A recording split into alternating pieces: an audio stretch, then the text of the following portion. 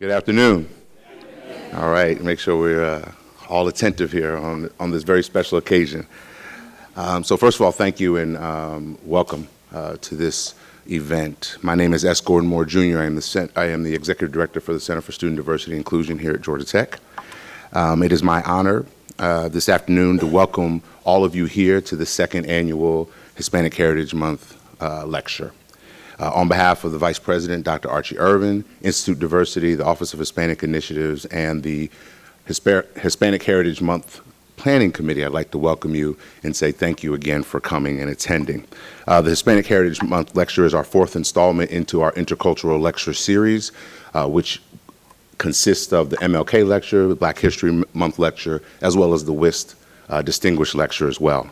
The theme of Hispanic Heritage Month this year is our history of service to our nation, and we have truly the right speaker for this topic today. With that said, let me let you know that we are honored that Rosario Marin, the former Treasurer of the United States, is here with us today to share her personal and professional journey and her experiences as an immigrant to this country. With that, let me introduce to you our PhD student who will bring a student welcome, Ms. Toya Pujol.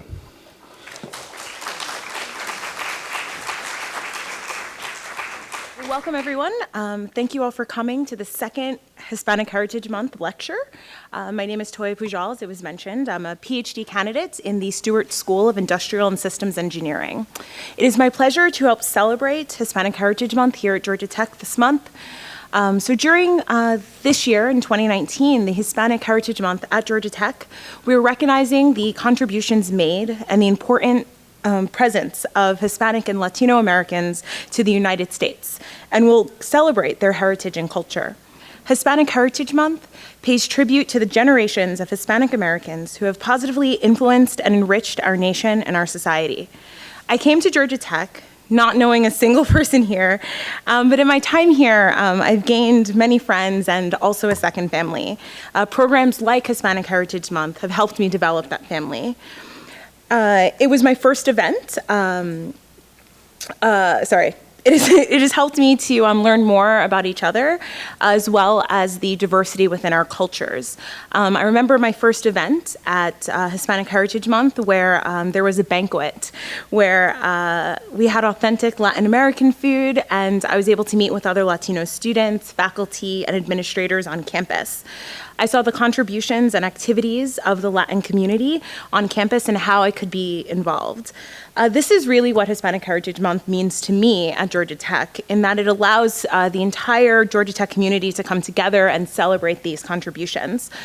I'm more than honored to be here today to speak before all of you, and before Olivia comes up, who will introduce our keynote speaker, I want to say once again, on behalf of the Georgia Tech student body, welcome. And it's wonderful to see how many of you here. Thank you for coming.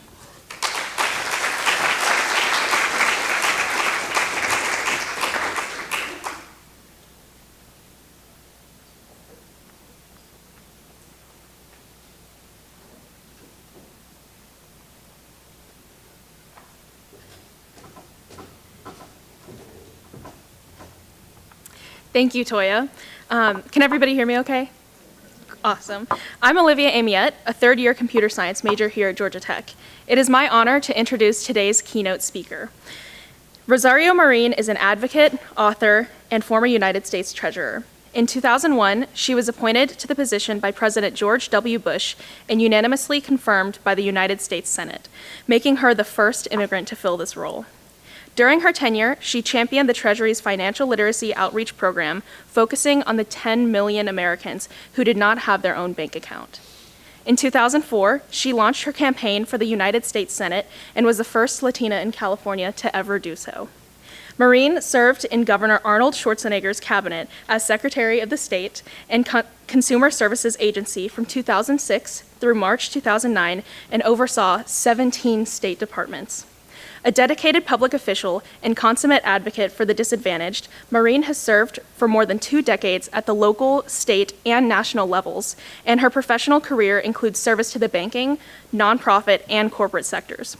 She received her bachelor's degree in business administration from California State University, Los Angeles, and completed the program for senior executives in state and local government at Harvard University's John F. Kennedy School of Government. For her contributions, she was awarded an honorary Doctor of Laws degree from her alma mater, CSULA, in 2002.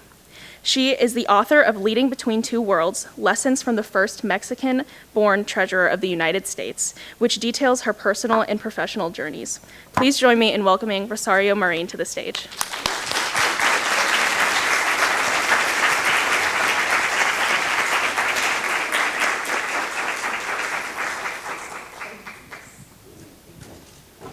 I don't want to fall down. I am so honored and humbled. Thank you, Olivia. Thank you, Taya, and certainly Gordon. Thank you so very much for having me here, as well as Archie, Dr. Irvin. Well, you know, what can I say? After Olivia made that wonderful presentation, I think I'm just not going to say anything. I'm just going to stay here and let you admire me. No. It's Be Hispanic Heritage Month. Do I do justice to the colors of Mexico and Latin America? Yeah? I am really, really humbled. I get the privilege of going around the world, giving speeches and talking to all kinds of different people.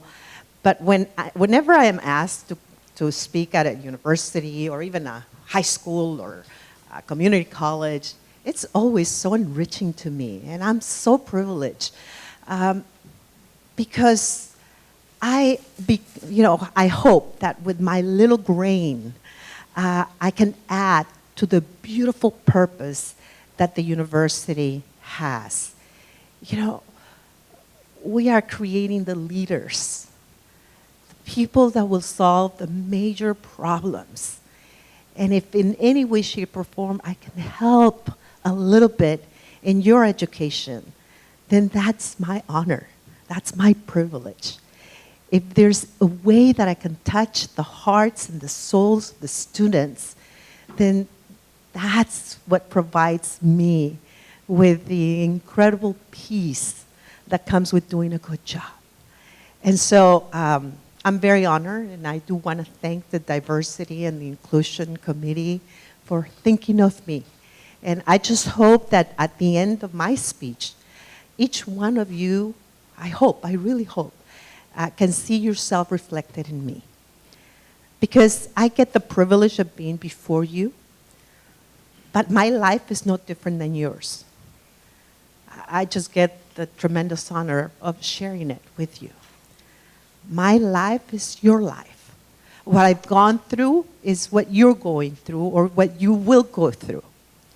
And so let me just share this life that has been, for me, an incredible blessing. I am so humbled that I get to share it with you. My story is the story of millions of people that have come to this great country with nothing. Nothing. We came for the same reason that millions of people have come here. And that's because there's no other choice. I'm one of, at that time, 5 children, my mom and my dad. My dad was the only one that was working in Mexico. My mother was a stay-at-home mom. We lived in 2 rooms. 2 rooms. I don't know, let's see. Maybe from here to there, 7 people. If my dad had not come to the United States, probably junior high would have been the last thing, la secundaria, that I would have finished. He knew that he needed to search something better if he was to allow his children to learn more and grow. And so he came, like millions before him, in search of that greener pasture. And at that time, there were programs that companies would go to Mexico, give a contract, secure employment, and then they would give them the green card. And 2 years later, the same company went back, and they fill out our paperwork so that we could come here to this country. Now, there was 5 of us, but they only gave a visa, a green card to 3. The other 2 had to stay home. And eventually, my little sister was born here. My dad started working for it was a tech company, but then he just became a janitor, working for a maintenance company. And my mom helped them by being a seamstress, la costura. And so I went, I didn't want to come, actually. I begged them not to bring me. I did, and I cried when they say, "You're coming." Can you imagine? I was 14 and a half. Mi quinceañera? What? What do you mean we're leaving? No, I want my quinceañera. You know, when you're 7 years old, you start dreaming, the girls, I did, of this flowing, beautiful gown, coming down the stairs of a marvelous, I don't know, castle. And they're waiting for you, your Príncipe Azul. I don't know why we call that. I mean, just your charming prince, right? I don't know why Azul. I don't know. Anyway, so that's what I was dreaming of. And then, no, we're going to, I was like, no. Mom, I'll stay here with my grandma. And then, I have my party and then I can leave. I was like, no, you're coming. And so I cried for 2 days. I cried on the bus from Mexico City to Tijuana. It's 2 days. It's 50 hours on the bus. And I cried the entire 50 hours. I ended up with 2 things like this. And my mom, at the end, we crossed the border, and my mom's like, "Ay, mija, I don't want to see you hurt. I'm so sorry. I don't know how we're going to do it, but I promise you we will go back to Mexico and have your quinceañera." And they did. And it was amazing. It was nothing what I had expected. The dress was bigger in the most important areas. It's like, there was no castle, and certainly there wasn't even a hotel or anything like that. There were no stairs. It was in my backyard. And it always rains in August in Mexico, and that's when my birthday is. And so we didn't have cement. We didn't have these beautiful floors. It was just a lot of mud. But I had my party, and it was awesome, and it was great, and I was so grateful, and I was so proud that my parents did this for me. So we come back. Now I'm 15 years old. I can now start high school. Because even though I had finished the junior high in Mexico, I finished it ahead. I couldn't start because at that time, this is many, many, many years ago, you had to be 15 to start high school. And so now I can start high school. And at that time, they had something called the IQ test. So everybody had to take it to make sure that you were placed in the right classes and blah, blah, blah. And so, as you know, the IQ, the average IQ across the world is 100 points. I know here it's 130, 140 average, right? Okay, mine came back 27. Yeah, go ahead and laugh, because everybody laughed. Everybody laughed. The teacher, I will always remember this big 27 red circle on the page, bringing it back to me. He laughed. And everybody around it saw it, and they laughed. And it was, inside of me, what it did was like, okay, so the only thing that this means is that I don't speak English. That's all, because the test was in English. Now you cannot do that. Now you have to test people in their own language, certainly in California. But I said, okay, so the only thing this means is that I don't speak English. So learn English. Learn it well, learn it fast. And then they can test me again, right? And it might be 29 or 28, but it's not going to be 27, man. I can tell you that. And so I went into a very strong English diet. I only read, watched, heard English. I would take the newspaper, and I would read it out loud. I had no idea what I was saying. I'm sure I was mispronouncing everything, but I was speaking English. Somehow, there's a reason why I'm sharing this with you. I am sharing it because I wasn't going to let that thing define who I was. I knew I was better than that. And I was going to prove it to no one but myself. And so, 3 years later, graduated from high school, top 20 student of 460 that graduated. There goes your 27. And so you would have thought with that kind of GPA that I would have been offered all kinds of scholarships and grants and, well, no. At that time, you had to do a lot of this searching for college and all of that in the 11th grade, toward the end of the 11th grade. And I was still learning English, finishing my ESL, English as second language. So, too bad. And when I graduated, my mother, she passed away 10 years today, so she's 9 years ago. She's going to come back and pull my legs. But my mother said, "Mijita, my darling, Mijita, your brother," my brother and I graduated at the same time. He's older than me.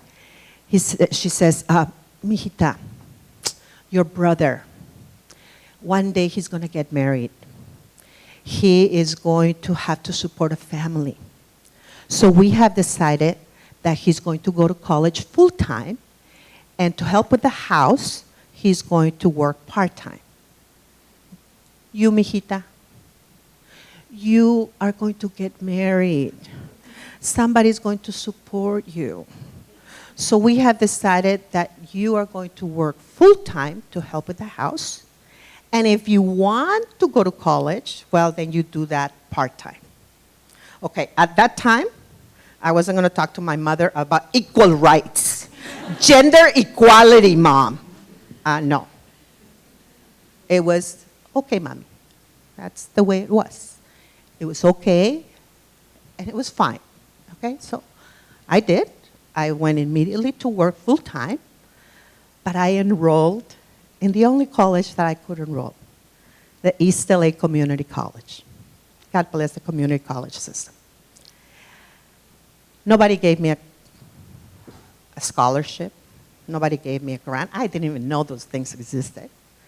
There was no bank that gave me a loan.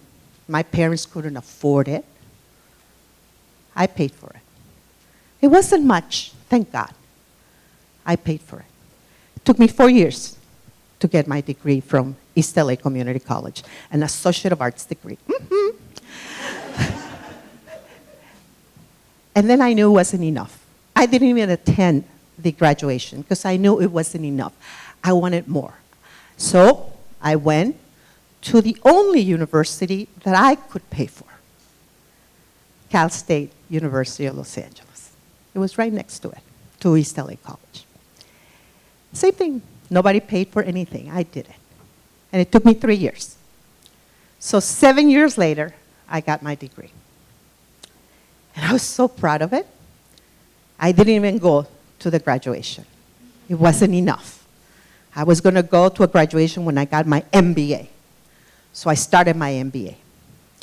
By this time, now I'm married. I have a wonderful husband.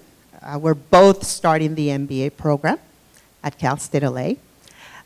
We both have nice jobs. Oh, I should tell you, I had started working for a City National Bank a few years back. I started there as the assistant to the receptionist. There wasn't nothing lower than that. Otherwise, that's where I started, okay? So then, but they knew. I mean, City National Bank, it's an awesome bank. Awesome, awesome. One of the headhunters that got me into City National Bank, she said very, very interesting words. She says, "Rosario, they promote from within." And I was like, that was a selling point for me. So we go in. And lo and behold, I started as the assistant to the receptionist at that bank, and in 6 years, I was going to be named assistant vice president for the bank. That's amazing. In banking at that time, amazing. So grateful. So now I'm making more money than my husband. And I talking to my mom, ¿qué pasó? I thought I was going to support me, but what? Anyway, so my husband is fabulous. He's wonderful. And so now we have our home, mortgaged, 30-year home. We have new cars. We have the MBA. We're working on our MBA. Everything. Life is just amazing. But it's not complete, right? So to have it complete, we're going to have a baby. And so, so in Mexico, we believe that la cigüeña viene de Francia, right? The store comes from France. For those of you that are Mexicans, you know. The store comes and flies and brings the baby, and it gets to you, okay? So I didn't want to go to France. I told my husband, listen, the stork might be, it's right there in France, but I want to go to Italy and to Greece. I'm sure she's flying around there. She can find us. And so we're going to go on a cruise through the Greek Isles. And lo and behold, we did that. And we did in the cruise what everybody does in the cruise, right? Every day, right? Sometimes twice a day to make sure. Okay, somebody's going to come in and get me out of here. Okay. Anyways, so lo and behold, 9 months exactly to the day the baby's born. But he's born with Down syndrome. And he's born with many other complications, not just Down syndrome, many other things. Eric faced death 6 times in the first 5 years of his life. And many, many, many nights you wonder why. A few months after Eric was born, I ended up getting pregnant again. And I felt somehow this new baby was going to make up for all the pain and sorrow that we had with Eric. And I was so willing, ready, and able to embrace this little baby. And then I lost a pregnancy at 4 months. And I became so discouraged. And I became so sad and so depressed. And I often wonder, why? Why me? Why us? What was I paying? Because somehow if you have certain beliefs, God must be punishing me for something I did, but I don't know what. What did I do to deserve this? I've been a good mother, a good wife, a good daughter, a good employee, a good sister, a good friend. Why?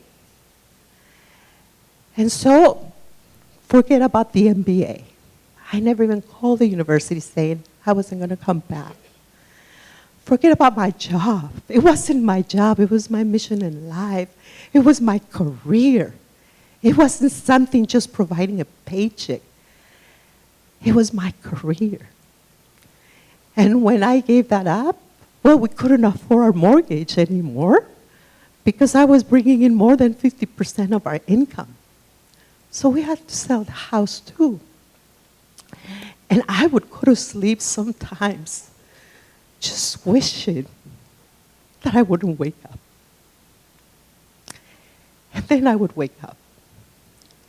And I would say, no, I can't. It's too much.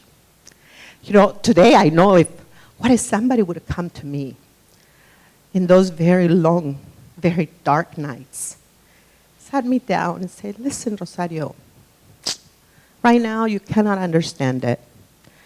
But a few years from now, you are going to be working for the state of California, and you're going to be helping changing the laws on behalf of people with disabilities. I'm a banker. I know nothing about laws. Well, what do you mean I want to be working to change the laws? Wait. You know, a few years later, they're going to elect you to the city council, and a few years later, they're going to be re-electing you. And when that happens, you're going to be the mayor, and you're going to be helping many mayors in California embrace people with disabilities. Politics? Me? Are you kidding? ¿De argüendera? I am not going to be a politician. What do you mean? No, wait, Rosario. A few years later, Eric's going to be right there with you at the United Nations when Senator Kennedy gives you the award on behalf of their brothers and sisters in the name of their mother. Rose Fitzgerald Kennedy, the woman that did so much in the world stage for people with disabilities? Yeah. A few years later, Eric is going to be right there with you when you submit your name to be imprinted in every bill of the most powerful nation in the world. And you're going to be the first immigrant from Mexico to be treasurer of the United States. And up until now, still the first immigrant and only immigrant. Latina Mexican of the United States. Thank you.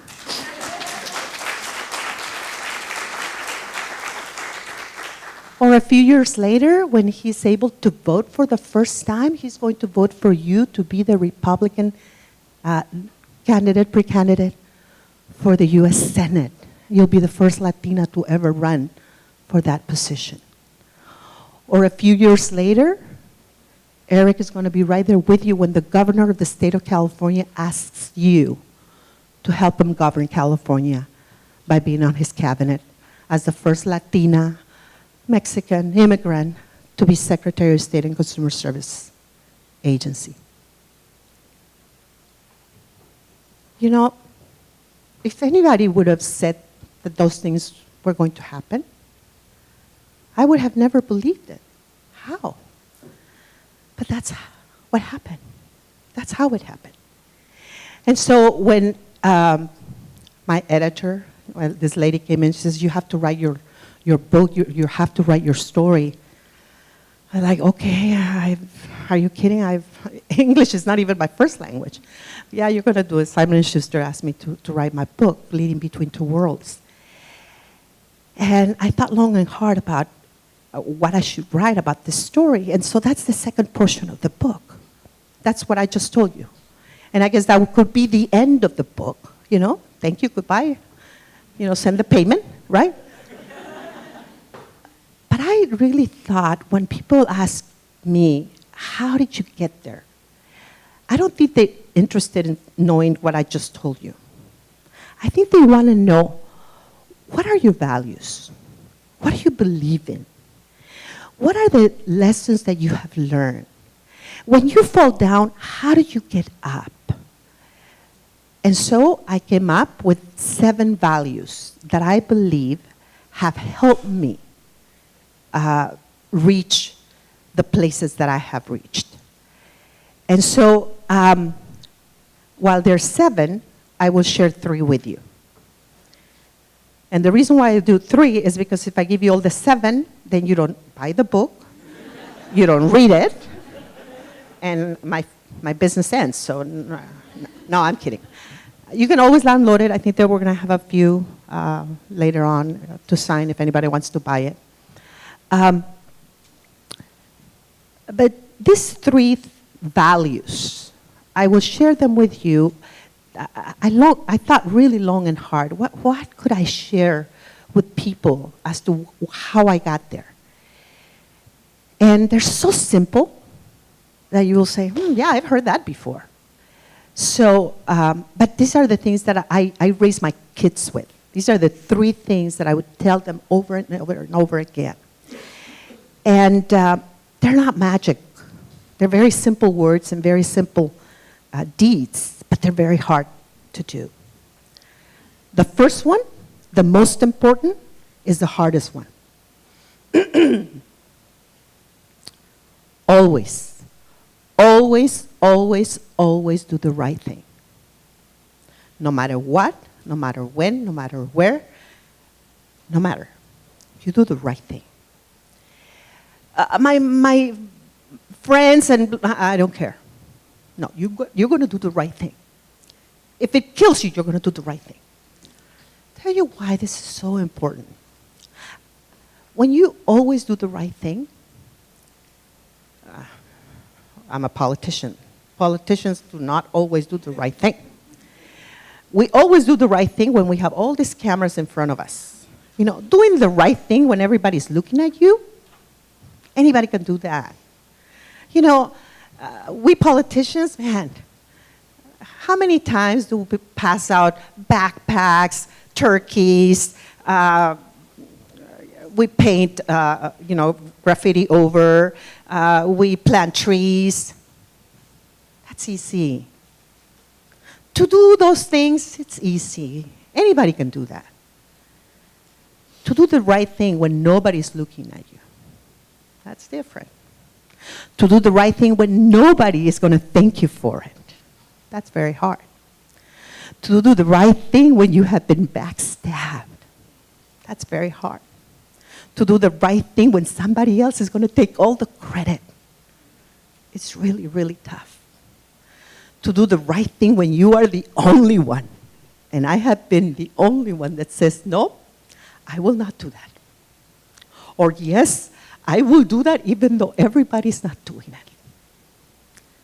That's very hard.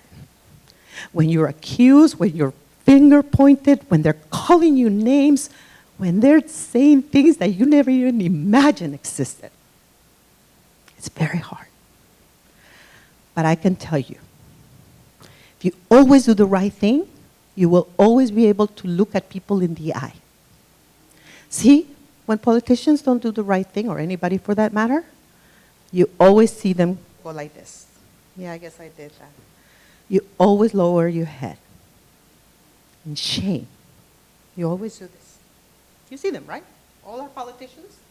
I didn't do this, and then, oh, yes, I did.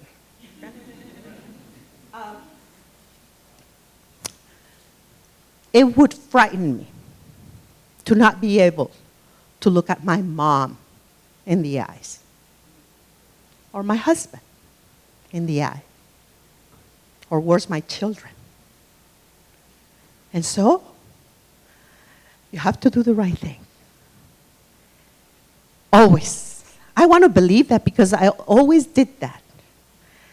The FBI, when they went and picked up every stone, and I've been many that I have stumbled, they picked it up and they said, you know what? Sometimes she did things that they were not popular, but they were always the right thing. Check. She can be treasurer of the United States. I've been very blessed. I was confirmed unanimously by the U.S. Senate. Doesn't happen very frequently. So I want to believe that it's because I've always done the right thing. As hard as it has been sometimes, you do the right thing. Always. I go around the world now looking at everybody in the eye. I will tell you not only what I did, but more importantly, why I did it, why I thought that was the right thing to do. Even though at that moment it would have been so much easier not to. And there are a number of examples in the book when it would have been so much easier not to. But you do it. And so, that's the number one. Number two, no less important.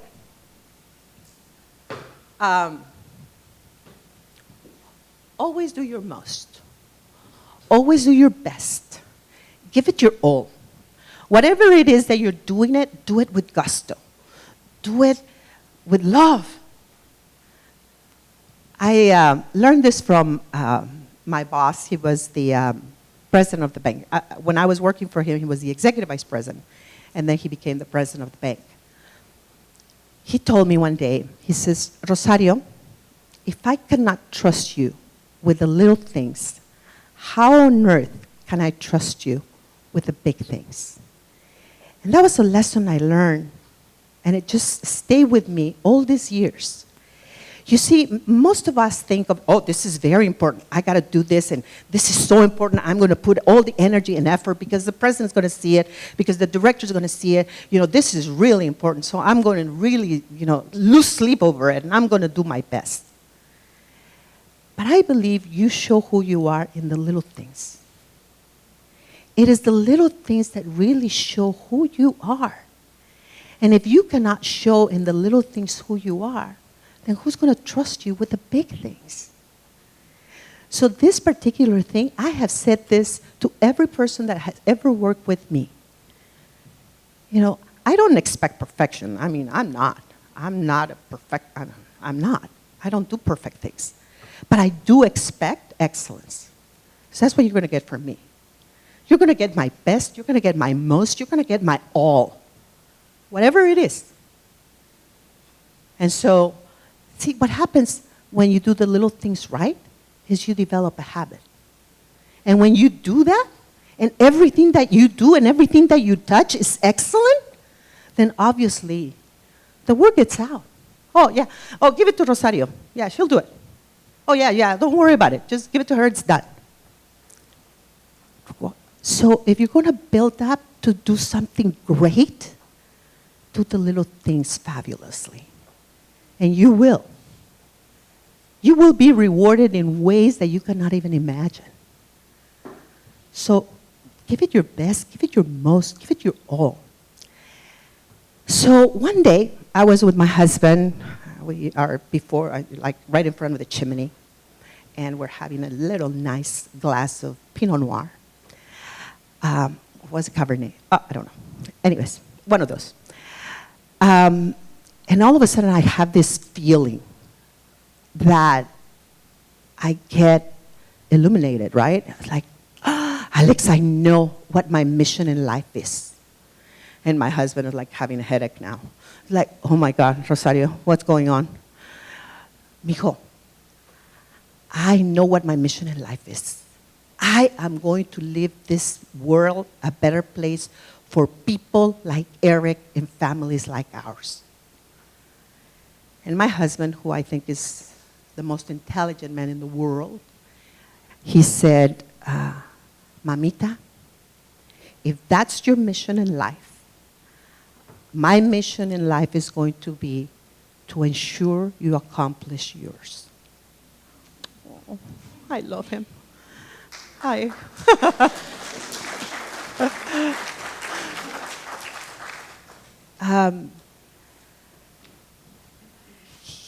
This is many years ago that he said this, that we did this.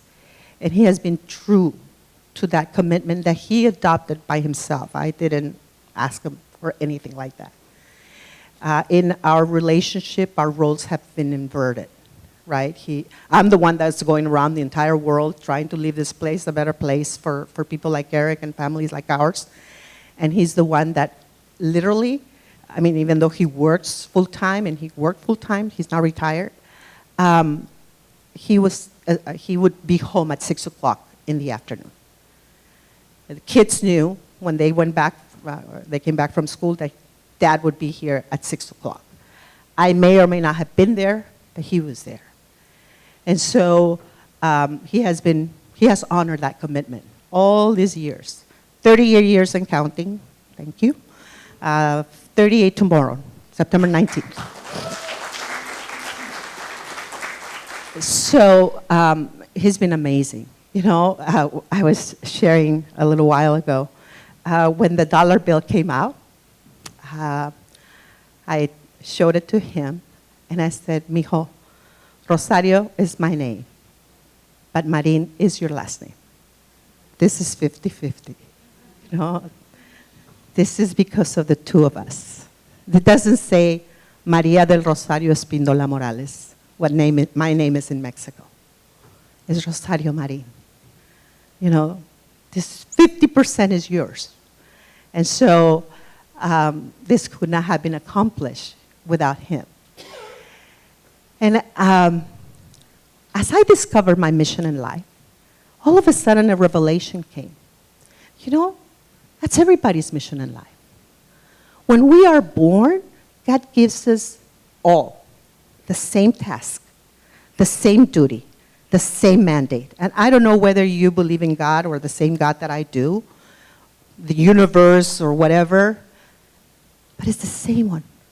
We are all tasked with exactly the same thing. Leave this place better than what you found it. That's it. Now you go and do it however you're going to do it. Go out there and leave this place better than what you found it. Imagine if we all believed that. Some people say, oh, when I'm 60, my mission in life is going to be blah, blah, blah. Or when I get to be 70, my legacy will be. Or when I get to be 80, blah, blah, blah. Well, what if you don't make it to 40 or 50 or 60? You see, we accomplish our mission in life by doing what we do every day. Every day. That's how we're leaving this place a better place. It's not because somebody, oh no, Rosario, your mission in life is bigger than mine. It's like, no. Are you kidding me? My mission in life is no more important than yours. Why? Because even if your whole life is to just provide for your family, if that's all you can say, well, you might as well do it with gusto. If you cannot see that what you are doing every day leaves this place a better place, come in. After this, I'll tell you why what you do is so important. I don't even know what you do, but I will tell you why it's so important. And why doing what you do every day is leaving this place a better place. Imagine, whether you're a student, you're being prepared to lead the world. If you're a teacher, you are prepared. You have this incredible purpose to teach all these people, to create the leaders of the world. If you're a support, if you're administration, your job is molding these people. I mean, how important. I say it, and I had chills. And if you cannot understand what you do is so important, come to talk to me. I'll tell you why. What you do every day matters. And you should be so proud. And so, do whatever you do it with gusto. Do it with love. Because at the end of the day, you may not have tomorrow. You may not have 10 years. But you do have today. So, enjoy it. Live the best way that you can. Do the most that you can today. Yeah? We all have a mission in life. You know, I like to share that my dad, as a janitor, let's see, what did he do with the fruit of his labor? Let's see. He put food on our table. He put a roof over our heads, and he gave us the best education he could. What did the Treasurer of the United States do with the fruits of her labor? Put food on the table for my children, put a roof over their heads, and gave them the best education I could. You see, there's no difference. What he did and what I do is exactly the same thing. His purpose is no more important than mine, and mine is no more important than his. Can you imagine if all of us really understood that everybody here is doing what they're doing, and that's how they're fulfilling their own mission in life? That by doing what they're doing, they're leaving this place a better place? A different world would be. And third, and not least less important, do you know what the golden rule is? Has anybody has heard? Who? What's the golden rule? Exactly. That's wonderful, right? Well, it's wonderful, but it's not enough for me, so I had to up it up. It's going to be the Rosario Marin Platinum rule. Because quite frankly, treat people as you would like to be treated. So I don't care how you treat me. See? That's a difference. I don't care. I've been in politics too long. Many people have said a whole bunch of things. I don't care. I don't care how you treat me. But you better treat very well and very respectfully, my mom, my dad, my brothers and sisters. You better treat very respectfully my husband, and more importantly, my children. So what if we all began to treat people the way we would like our loved ones to be treated? Can you imagine? Can you imagine a world where everybody's treating everybody with deference and respect and love and appreciation for each one individually is doing the best they can? That would be a different world. I'm going to share a story with you of President George W. Bush. So I've already submitted my resignation. I'm going to go run for the U.S. Senate. I get a call from his office. They said, Treasurer Marin, the president would like to give you a private farewell in the Oval Office with your family. I'm like, wow. I've been to the Oval Office. I've been at the White House many times. But just to put it in perspective, the president appoints about 5,000 people to his administration. People come and go. He's not going to be giving private farewells to everybody. So to get a call to just do that, it's amazing. It's a huge honor. And I was like, okay. I said, that's wonderful. That's great. My husband, my children will be there. My dad is visiting me. Can I please bring my dad? I said, oh, sure. So if anybody has ever gone to the White House, you know that the Secret Service knows exactly who you are, what you did, what you ate yesterday, right? They know exactly who you are. And there are people that will never be able to get into the White House. And there are people that, even though they can go into the White House, they actually cannot go into the Oval Office for a number of reasons. So they know exactly who my dad is. And if you see Scandal or House of Cards or whatever, you see how they brief the president right before he's going to meet with some people and blah, blah, blah. So they knew exactly who my dad was. And so now I want you all, I invite you to come with me to the White House and go through all the corridors and get to the Oval Office. President opens the door. He embraces me, gives me a hug and a kiss. And then I reintroduce him to my husband, who he had already met, and my children. And he stays with my dad. And in Spanish, he tells my dad, Señor Espíndola, I want to thank you on behalf of our nation for your sacrifices so that your child could become Treasurer of the United States. It doesn't mean that the President of the United States lowered himself to the level of a janitor. No. He elevated that janitor. And looking at him in the eye, he gives him thanks on behalf of our nation. If he can do that, why can't I do that? Treat people with so much respect, with so much deference. Everybody's sacrificing. Everybody's trying to do their best, right? So those are the three. There's 4 more, okay? You need to go in and download it or purchase the book for the other ones.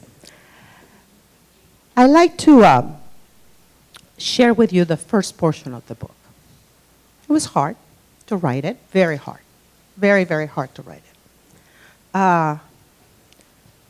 My mother, Mija, are you sure this is necessary Like, yeah, Mom, it's necessary. I had never shared it with anybody for many, many different reasons. First, because they give you what would be equal to a quarter here, or they give you un peso, or they say it's a secret, and you better be quiet and not say anything. Or later on, they threaten you and they say, if you say anything, bad is gonna happen to your dad. So you don't say anything. And you don't say anything because you really don't want to make your grandmother cry if you tell her what her brother is doing to you. And certainly you don't want to tell your mom because you know she's going to cry. So you just don't say anything, and you don't ever say anything. And you almost forget until one night you wake up in the middle of the night and you're sweating because you're going to be married and you haven't told your boyfriend. But you have to do the right thing. You have to tell him. And so you do.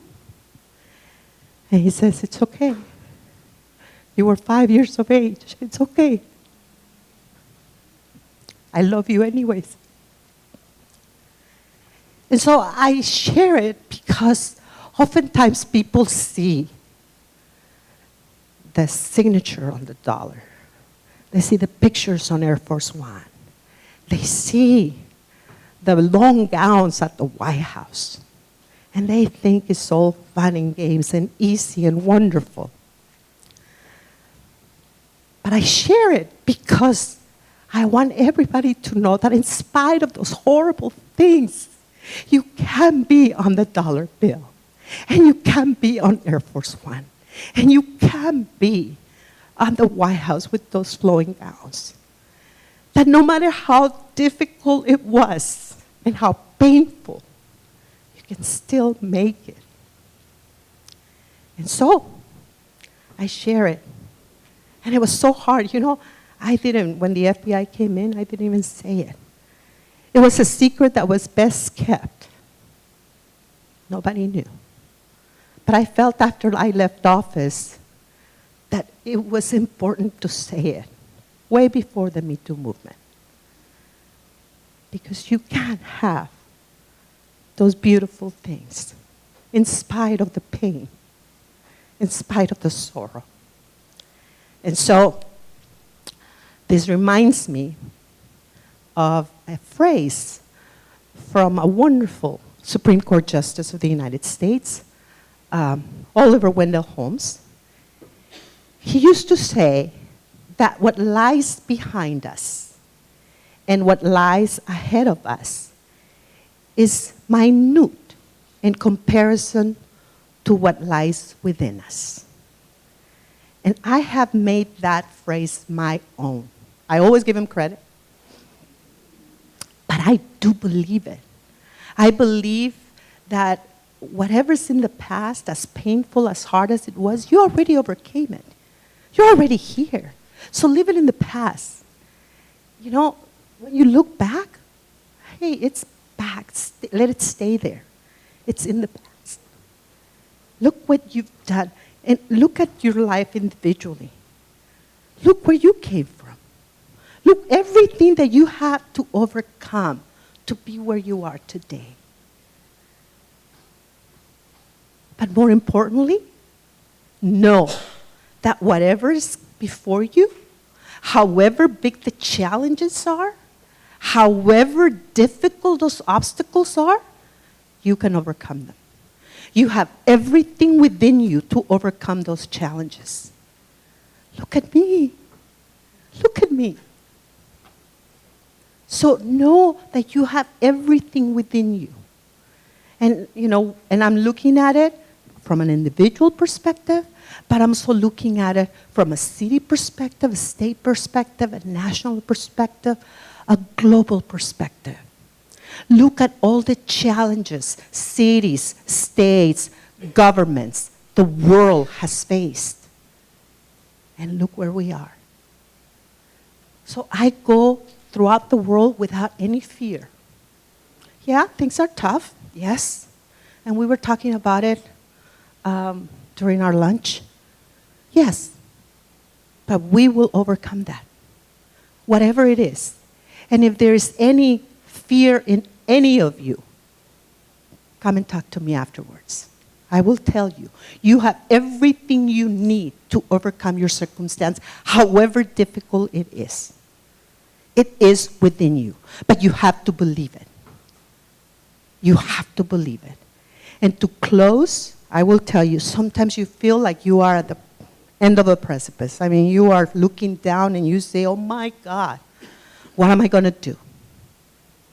I can't go back, not one step. So what do? I tell you, jump. Go in. Go in, jump. But go in knowing full well, with absolute conviction, that one of two things will happen.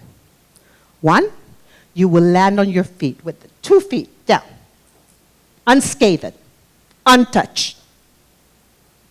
Or God will give you wings, and you will fly, and you will get to places that you cannot even imagine. Look at this treasure of the United States.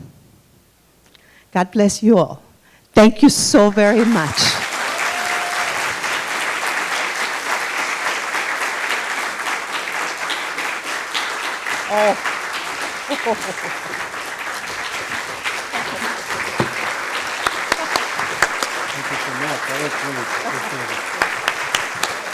Oh my goodness.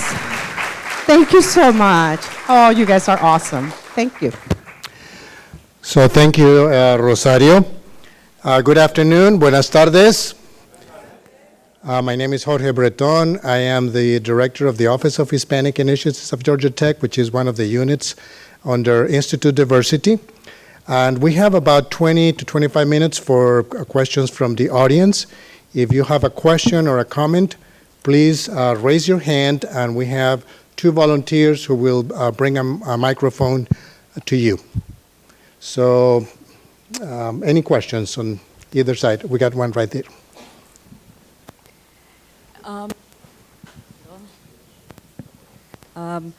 I saw that you were inaugurated or in your office a few weeks before 9/11. Yes.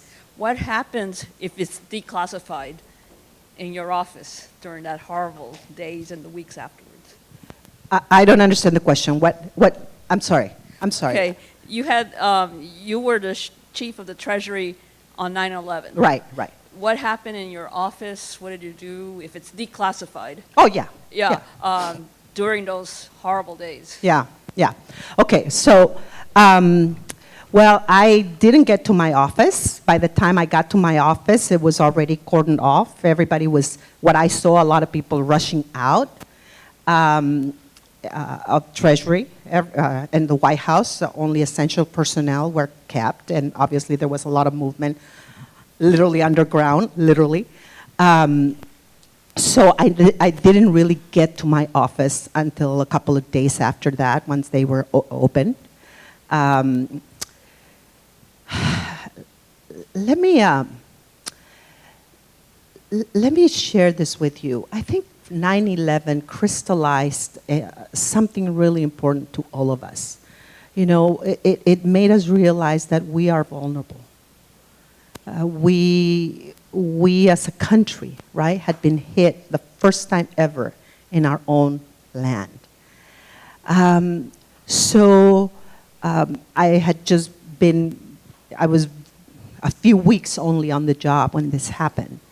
But I immediately, after government was open, I immediately went around the places that I oversaw. And clearly there were many people that didn't even want to go to work. They were so afraid. And I have oversight over the Bureau of Engraving and Printing, all the money. So for the people that actually went to work, I went to talk to all of them and thank them for showing up. Because there were many people that were very concerned they didn't want to. I mean, it was a ghost town. The following day after 9/11, I went into DC, and it was a very eerie feeling because we actually had so much military presence in the streets, on the streets of DC. You would think that, of some other countries that are so insecure. But in the United States Capitol, you didn't see that. Today you see more, but at that time it was such an eerie feeling. So until, as things evolve, we were able to try to do our job to the best of our ability. I will share with you something that I hardly ever share, but I did share it with a couple of people before. A couple of weeks after 9/11, the president called a few people, probably about this number, to a meeting. These were the highest ranking officials throughout the administration. And he talked to us about, he actually started with, you all think you got here because you guys are so wonderful in everything that you have done.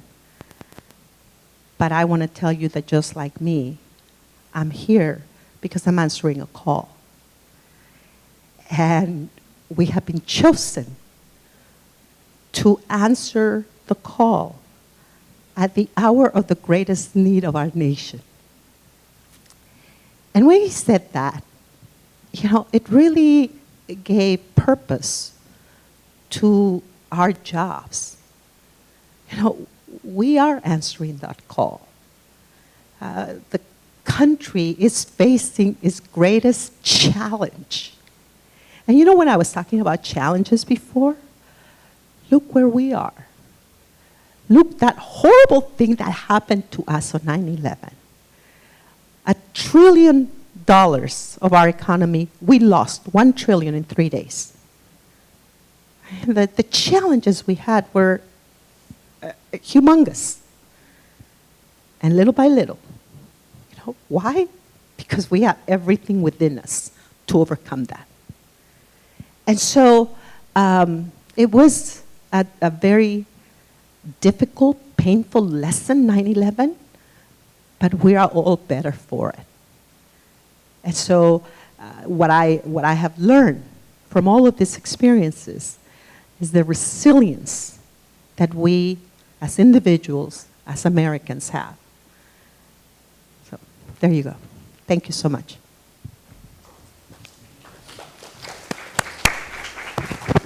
We have another question here. Please say your name and who you are, please.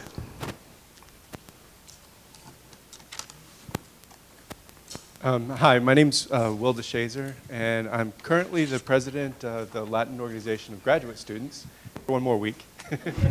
But I just wanted to ask you, when you decided that you wanted to help other families that were like yours, did you have initiatives in mind that you wanted to pursue, or did you look around for initiatives that fit, and just how did you make decisions, and how did you proceed? That's interesting. That's a very interesting question. I really appreciate it. So when my son was born with Down syndrome, the experience that we went through was very traumatic, of how the doctors came in and told us how Eric had Down syndrome. It was just very traumatic. I don't have the time to explain it all. But bottom line, I decided that no mother was going to go through that again. And so I immediately became a counselor. I knew nothing about counselor. But I became a counselor for other mothers that had children with Down syndrome. I said, whenever a child is born, call me and I will talk to the mother. And so Eric was born in October, and in December I was already counseling somebody because I just said, we are not going to go, this is horrible. This was my first child. And not that it matters, but it's just very difficult. And they gave us like this. It was horrible. Anyways, after that, I became a very strong advocate for people with disabilities. And I created a support group for Latino families of children with Down syndrome. I created that support group because everywhere I went, there were no Latinos. There were no Latina mothers. And I share this with people, like I was the only black-headed person in the room, and I was like, I'm not the only, I shouldn't be the only Latina that has a child with Down syndrome. Where are they? And they weren't there because many of them maybe didn't speak the language, maybe the culture prevented them from seeking services, maybe they were undocumented, right? But their children had the same right as my child to the services and that he has. So I created the support group.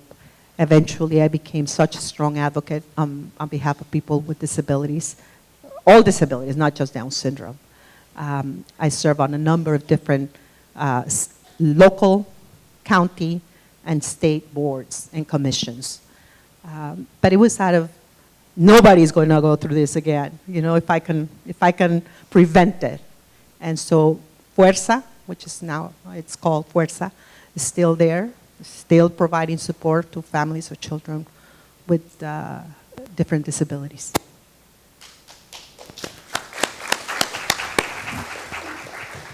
Anybody from this side of the room? Comments or questions? Just Come one person on. at a time, please. There we go. We have one right here. And again, please say your name and who you are. First of all, thank you very much for your talk. It was very inspiring. My name is Camila Pablasa. I'm a English teacher in public policy, and I'm also the president of the School Rights Association of Capital. And my question, I'm very interested in public service, so I would like to ask you, how was the process of going from the banking industry to public service, and how motivated you to keep going and develop your career in public service? Wow. Okay, so first of all, Camila, I will tell you, my granddaughter, who's 7 weeks old, her name is Camila. So you just brought her to my mind again. I've been holding her for 7 weeks. I've been sleeping literally next to her, and now I'm here in Georgia. But thank you. So it was very interesting because I never, let me put it this way. The very last time that I ever submitted an application for a job was when I applied to City National Bank. All the positions that I've held have come to me. And I believe it's because of my second value. Because everything that I do it with gusto and love and commitment and blah, blah, blah. But the opportunities have come to me. So that's unusual. But every single one. And I created the support group for family. That's the only thing that I created on my own that led me to be appointed. I never sought those appointments. I never said, hey, excuse me, I would like to do. They came to me. When the governor got elected, they came to me because I had been going and testifying before the committees. When they asked me to run for city council, a council member says, Rosario, you need to run. I was like, I don't know nothing about politics. Like, no, you need to run. And they elected me.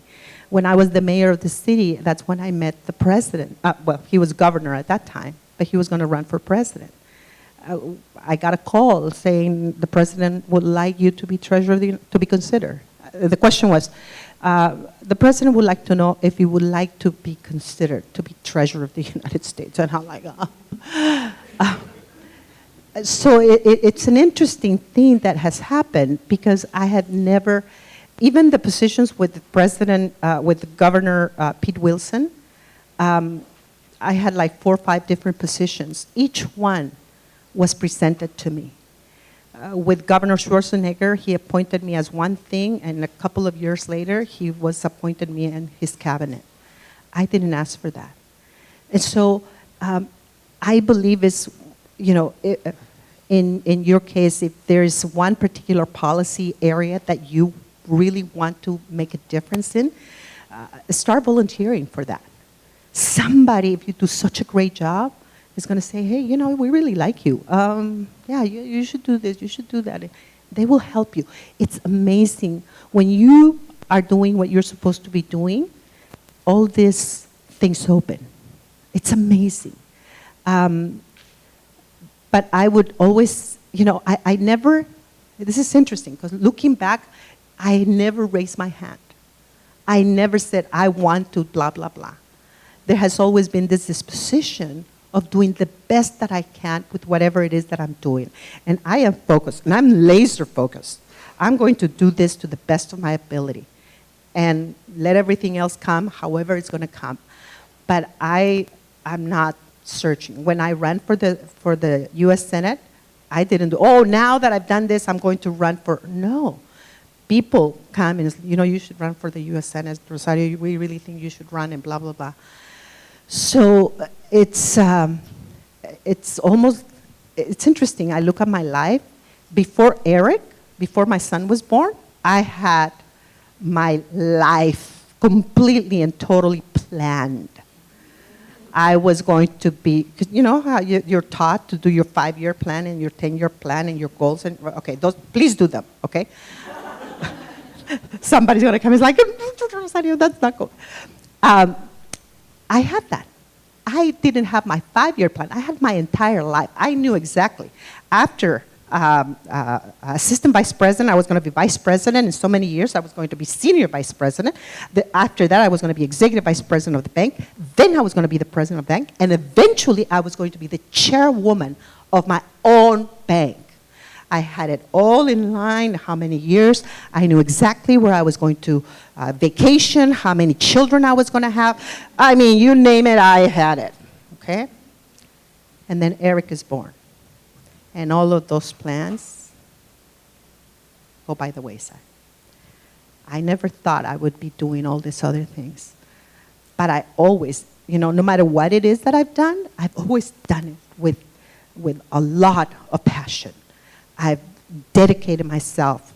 I put all the energy, all the effort. I will spare nothing to get the job done and do it well. And so if there is any particular area of policy, get in there. Just wiggle yourself in and do the best job that you can and be the best person that you can be. That's another thing. I am never in competition with anybody except myself. How can I improve myself? How can I do a better job than yesterday? It's not competing with other people. I've never been the most beautiful woman in the room. I have never been the most sculptural woman in the room. I've never been the most intelligent. But I have worked the hardest. I will outwork anybody. When I was running for the U.S. Senate, I had 2 teams. The morning team and the afternoon team. The morning team would pick me up at 5 o'clock in the morning in my home, and then they would leave me back in the office at 2 or 3 o'clock in the afternoon, and the second team will pick me up, and they will drop me off at 11 or midnight. All of them, you could see them are all like this. And me, I was going. Nobody will outwork me. 2 gifts my parents gave me. My dad, work ethic. Work harder than you ever know. Work harder than anybody that you know. Be the first one in, the last one out. If you're on time, you're late. Oftentimes we think, oh, I have to go in at 8 o'clock. Well, if you get there at 8 o'clock, you cannot start working at 8 o'clock. Because you have to read the book, you have to read the paper, you have to go and get the coffee, and you have to go to the toilet, and you have, right? So if you're on time, you're late. I've been the first one in, the last one out in every single job I've always had, okay? That's the gift of my dad. The gift of my mother is faith. Faith. Not just faith in God, but faith in yourself.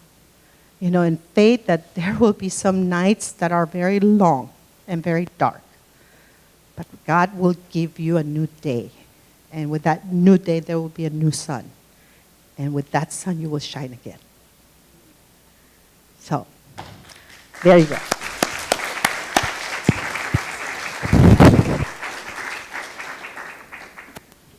Any other questions?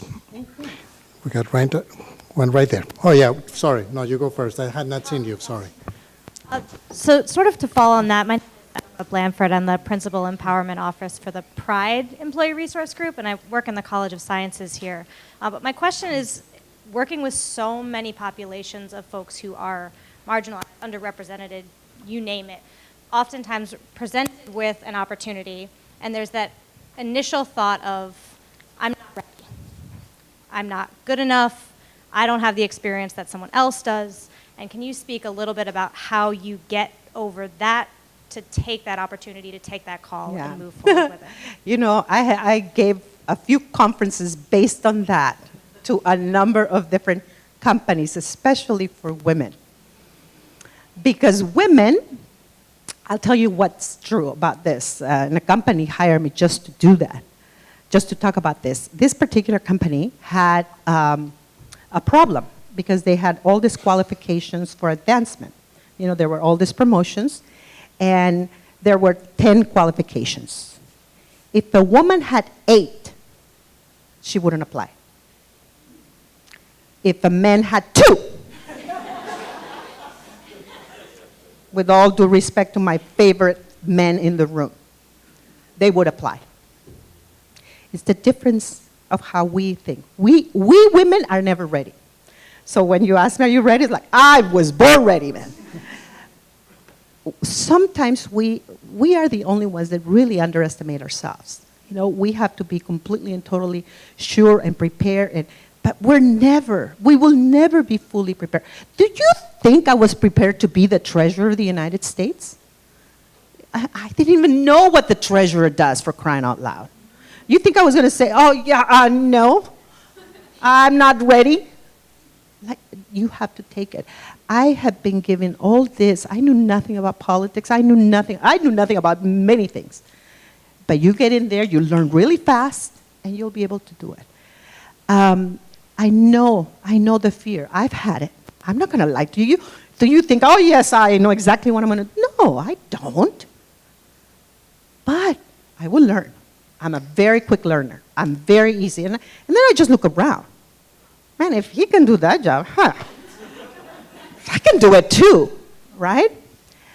But I understand the fear. What I want and what I tell and what I told all those women is like, okay, so your counterpart, he has 2. He thinks he's ready. You have 8 and you don't think you're ready? Well, how ready can you be? When I told them that, it's like, okay, I'm ready, man. And thankfully they did, you know, evaluations afterwards, and there were a number of people more willing to apply. Take it on. You have everything that you need to take on whatever challenges. But I will share this with you guys. I love my mom. So they're going to announce tomorrow. The White House is going to announce tomorrow. So I go today to my mom's home, and I said, Mommy, have you already taken your medication for your blood pressure and your heart medication? Yeah, I already did. I'm like, oh, okay, great. We're well talking.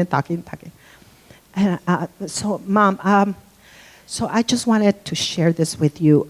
Tomorrow, the White House is going to announce that the president is going to appoint me or nominate me to be treasurer of the United States.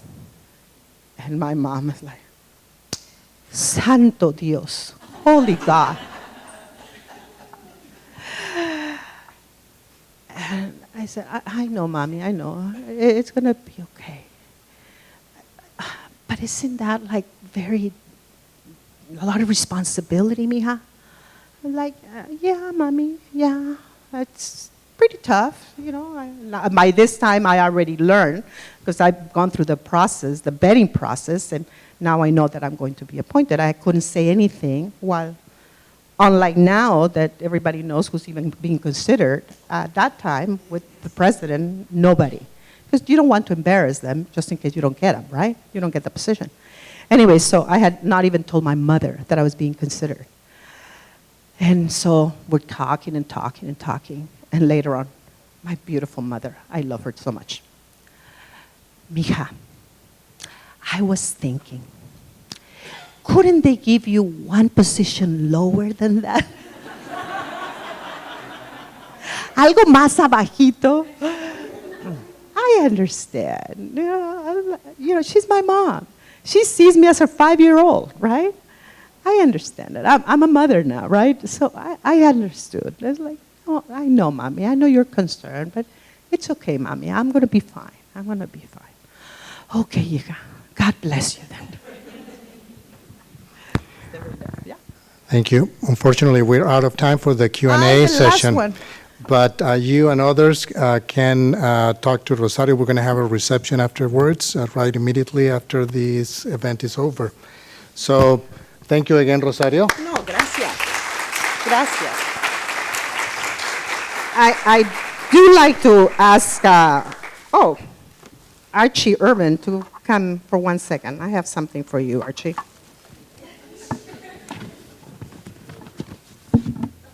Okay. So, To get there, right? I know. So I have learned that you never, ever go anywhere with your hands empty, right? Have you ever learned that? Yeah. So I brought something. It's not a bribe. It's not a tip. But it is a very special $2 bill, signed, doubly signed. It's called Low Series Number. It has never, ever, ever been anywhere circulated. It's called uncirculated. It went from the vault of the Treasury to my vault, and that's me. That's you. Thank you so very much. Thank you very much. Thank you. I think I'm permitted to accept this, right? We'll find out Ethics later. is only We'll find out $2. later. Our provost will tell me. So, thank you very much. All right. Thank you for being with us today. If not, raffle it, whatever. I don't Yeah. know. Thank you. Thank you so very much. So thank you again, Rosario. We're truly honored that you could share your insights with us today at this Hispanic Heritage Month lecture. And on behalf of the Georgia Tech community, we would like to present you with a token of our appreciation. Oh, thank you. Gracias, mijo. So Gracias, So I also want to thank the members of the Hispanic Heritage Month Lecture Planning Committee. Your hard work and great ideas are very, very much valued. Today's lecture is actually the second of Georgia Tech events for Hispanic Heritage Month celebration.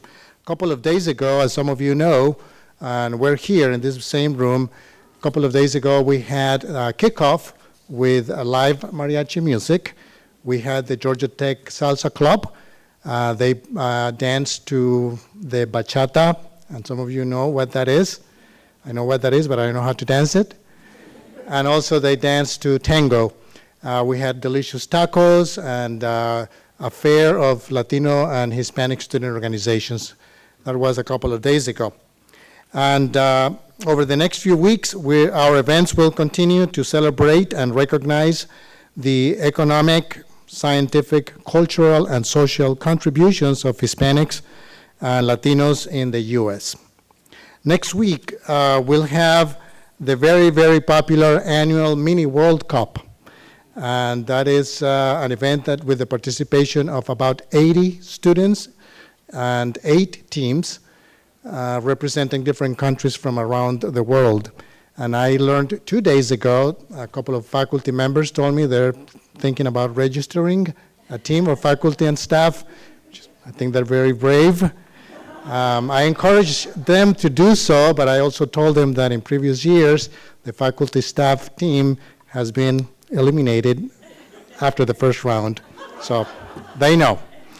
This professor seems to be pretty eager to change that this year. We'll see. So for the Mini World Cup, we want to thank Eaton Corporation for sponsoring that event and GT Ship for taking care of the logistics. In 2 weeks, we'll have a cultural mastery workshop presented by Ricardo Gonzalez.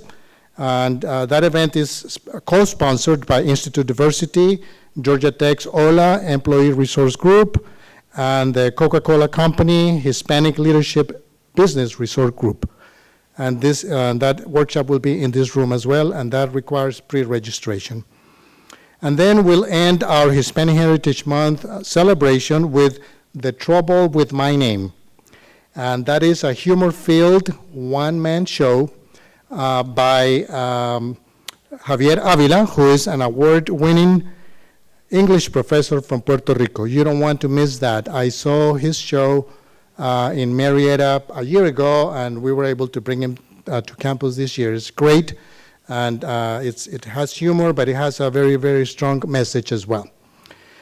All of these events are free of charge and open to the entire Georgia Tech community. So I encourage you to pick up another postcard and invite your friends, colleagues, and friends to all of these events. And there is additional information at hispanicoffice.gatech.edu, and the link to register if you want to register a team for the Mini World Cup or attend the workshop. There's no pre-registration required for the trouble with my name. So right after today's lecture, Rosario Marin will sign copies of her book, Leading Between Two Worlds, Lessons from the First Mexican-Born Treasurer of the United States. And that book, as has been mentioned before, details her personal and professional journeys. This will take place in room 301, which is right outside this room. And there are limited copies of the book available for purchase. So you can learn the other 4 and other things. Okay. And also everyone in the room is cordially invited to join us at a reception at the First Place restaurant, which is also right outside this room, a couple of doors down the hall, where you can have some refreshments and also mix and mingle with one another and with Rosario. And before we do that, can I ask all the members of the Hispanic Heritage Month Lecture Planning Committee who are in the room to please come to the stage for just a couple of minutes so we can get a group photo with Rosario. And I thank all of you for coming, and I will see you at the book signing and at the reception. Thanks again.